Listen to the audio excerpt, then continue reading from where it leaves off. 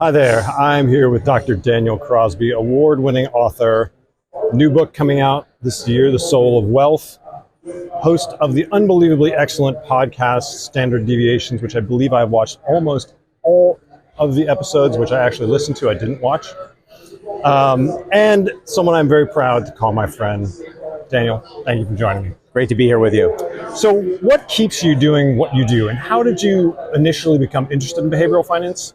So I initially became interested in psychology, just in the sort of the traditional way, wanting to understand human behavior, wanting to help people.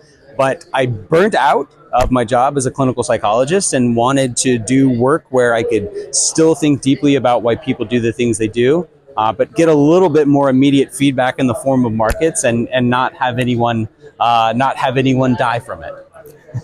So maybe less tiers, more data, more data, fewer tiers. Okay. Yeah. So on the data side, the work that you do, how do you judge whether it's effective with people? So one of the things that we're really excited about right now is some data we're able to gather around how well people are living their best lives. What does a good life look like to them with respect to the science of positive psychology, and how far are they from living that best life? If you think about the behavior gap, right, the delta between what the market gives you and what you actually receive, we're going to be measuring the delta between that dream life and the life you want to live. So minimizing the distance between those two things is become a real passion for me. Okay, interesting. So if I'm not mistaken, recently there's been some discussion, at least, of people saying, maybe you can buy happiness. Yeah. Well, in my new book, the chapter, I'm going to mess the chapter up, but it's the title of the chapter is something like, you can kind of sort of sometimes buy happiness. And it all comes down to how you measure happiness, how often you're checking in on that happiness.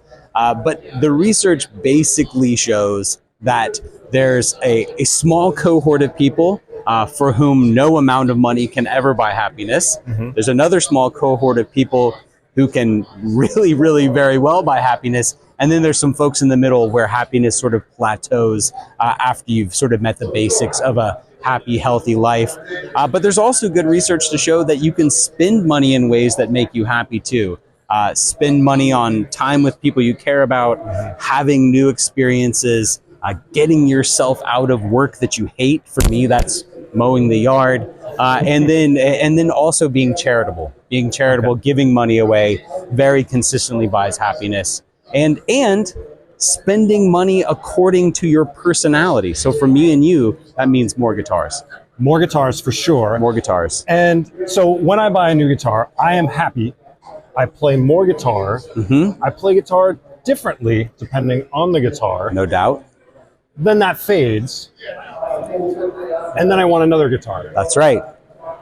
But that joy is real, and it does make me invest more time and energy into something that is pleasurable, creative, and different from my day-to-day activities. So to me, that is buying a little slice of happiness, even if it does have a diminishing return after a while. Yeah, I've been through the very same thing. Gear acquisition syndrome is real, right? This is real, people. This is a real thing. Gas is real, but if you've got the money and it's in the budget, and even if it has a shelf life, that happiness is real while it lasts, and it's a good use of funds, I think. Where do you think behavioral finance is going now? I mean, it's been around for a while. We all, when we were starting with this, we were explaining it to people. Yeah. Now everybody knows what it is. What's the next step? I think the trajectory of behavioral finance has largely mirrored the trajectory of psychology writ large. So psychology started out by studying what makes us sad, broken, anxious, and only in the last 40 or so years has moved to the study of what makes great leaders, or what makes people happy, or what makes human life worth living, what makes life meaningful. I think that's where behavioral finance is headed next: holism, wellness, and meaning. Okay, so right now we're in a phase, I'm going to call it a phase, where people are more willing to talk about their feelings. Is this a trend where that is going to be more and more accepted, or is this an undulation in our general condition of being closed as human beings?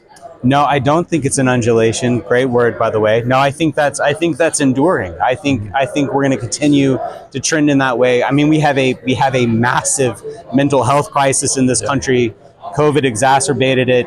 The younger generations are suffering. The younger folks are, the more lonely and isolated they tend to be in their self-reports. So I think, big problems need big solutions, and I think that's one of them. And I think you're going to continue to see a rise in that and the importance of it. If we talked yesterday, even if you take it from a Maslowian perspective, this is the most abundant time, especially in this country, to have ever lived.